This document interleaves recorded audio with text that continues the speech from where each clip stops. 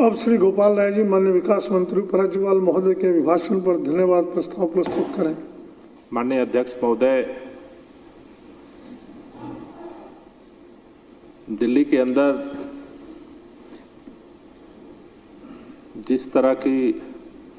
परिस्थितियां हैं उनमें मैं माननीय अध्यक्ष महोदय से आपकी अनुमति से प्रस्ताव प्रस्तुत करता हूं कि यह सदन दिनांक 17 मार्च 2023 को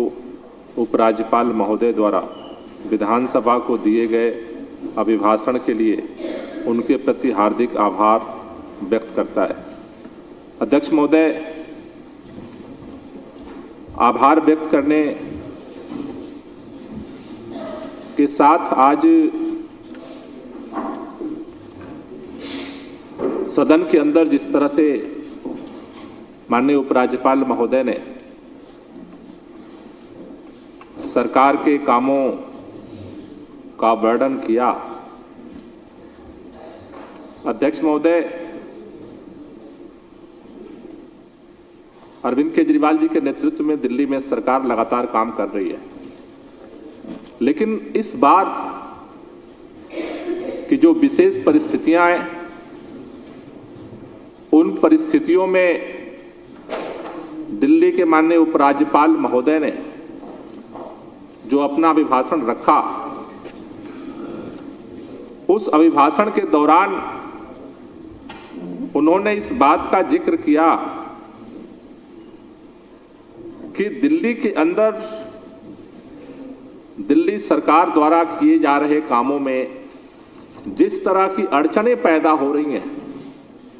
उन अड़चनों के बावजूद दिल्ली के अंदर सरकार ने जिस तरह से विपरीत परिस्थितियों में अपने काम को जारी रखा है, वो काबिले तारीफ है। अध्यक्ष महोदय, अभी माननीय वित्त मंत्री अभी आउटकम बजट भी हमारे सदन के सामने इन्होंने प्रस्तुत किया। दिल्ली के अंदर शिक्षा के क्षेत्र में जिस तरह से निरंतर कार्य हो रहा है, हम तमाम देखते हैं राजनीति में तमाम सरकारें आई गई राज्यों के अंदर, केंद्र के अंदर, उन सरकारों का जो लक्ष्य होता है वो चुनाव को लेकर के होता है। चुनाव जब आ रहा होता है तो सरकारें बहुत सारे काम करती हैं और जब चुनाव खत्म होता है तो सरकारें सारे अपने एजेंडे को ठंडे बस्ते में डाल देती हैं। लेकिन मैं दिल्ली के मुख्यमंत्री माननीय अरविंद केजरीवाल जी को और दिल्ली के अंदर शिक्षा क्रांति के जनक मनीष सिसोदिया जी को इस सदन के माध्यम से बधाई देना चाहता हूं कि पहले बार सरकार बनने के बाद से और आज तक निरंतर दिल्ली के अंदर शिक्षा के क्षेत्र में चाहे बजट का मामला हो, चाहे नए नए पाठ्यक्रम का मामला हो, चाहे पूरे दुनिया के अंदर से जो भी अच्छी चीजें हैं उनको सीख करके दिल्ली के अंदर इंप्लीमेंट करने का मामला हो, हर साल दिल्ली की शिक्षा क्रांति एक एक कदम नए कीर्तिमान को स्थापित कर रही है। अध्यक्ष महोदय, आज हमें इस बात का अफसोस भी है कि न सिर्फ दिल्ली के अंदर, पूरे देश के अंदर, पूरे दुनिया के अंदर शिक्षा क्रांति के जनक आज मनीष सिसोदिया हमारे बीच में नहीं है और षड्यंत्र की वजह से नहीं है। दिल्ली के अंदर अध्यक्ष महोदय,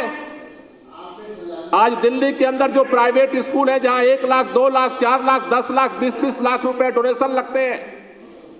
जिन स्कूलों में बड़े से बड़े डोनेशन के बाद एडमिशन होता है, अध्यक्ष महोदय, इस सदन को इस बात का गर्व है कि दिल्ली के अंदर जो सबसे महंगे स्कूल हैं उनसे भी बेहतर रिजल्ट आज सरकारी स्कूल के बच्चे लेकर के आ रहे हैं। ये कीर्तिमान स्थापित है। अध्यक्ष महोदय, दिल्ली के अंदर शिक्षा, आज सब जानते हैं कि पूरे देश ने इस बात को मान लिया था कि सरकारी स्कूलों को ठीक नहीं किया जा सकता। गरीब जो अपने बच्चों को मजबूरी में इस सरकारी स्कूल में एडमिशन कराता था, अध्यक्ष महोदय, जब घर पे कोई रिश्तेदार आता था, पूछता था कि बच्चे कहां पढ़ते हैं, वो बताने में शर्म महसूस करता था। लेकिन आज दिल्ली के सरकारी स्कूलों में जिन गार्जियन के बच्चे पढ़ते हैं, आज रिश्तेदारों को ही नहीं, अपने जो भी जानकार हैं उन सबको इस बात को गर्व से बताते हैं, हमारा बच्चा सरकारी स्कूल में पढ़ता है दिल्ली में। अध्यक्ष महोदय, दिल्ली के अंदर जिस तरह से न सिर्फ पढ़ाई का बल्कि पढ़ाई का लोगों की जिंदगी से क्या संबंध बने, क्योंकि मुझे याद है अध्यक्ष महोदय, भारत के अंदर आजादी